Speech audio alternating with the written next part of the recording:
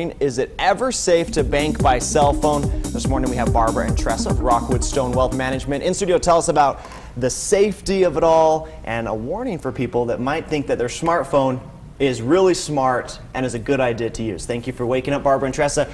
But you guys were telling me, because I have a smartphone, I love using it, it's always on my hip, and you said, no, this could be a bad idea. Well, you know, the banks have really hurried to get the technology out there to enable people to do their banking via a telephone, a mobile phone. But in their haste, they've stumbled a couple of times. And so we're here today to give you some tips to just protect yourself until they get the technology up to where you're automatically protected. What kind of things should we keep in mind? Well, keep in mind that if you're thinking about banking by cell phones, you know, historically there have been problems where your password, if you put it in through your smartphone and send it to your bank, it's really not encrypted.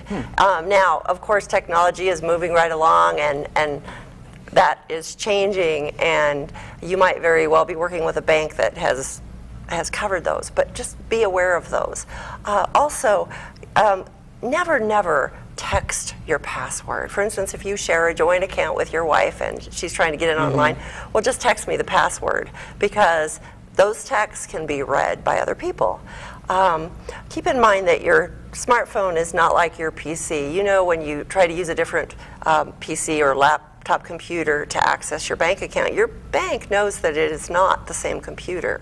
That technology hasn't always passed on to the use of cell phones. And you know, a good tip is to download an app that enables you to remotely wipe out your data. If your phone gets lost or stolen, you can apply that app and destroy the sensitive information that's inside of it before it falls into the hands of an identity theft. Very good idea. And if you put your passwords on your smartphone, you know, you have a different password for every... 100 different passwords. Yes, absolutely. The rules are different for every organization.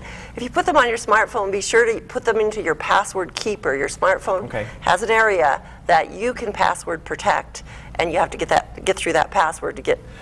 Password protect your password. It's true. Right. It's sad, but in true. the day and age we live, those are kind of things to keep in mind. And be real careful if you are planning to bank at a public Wi-Fi station location like airports or hotels.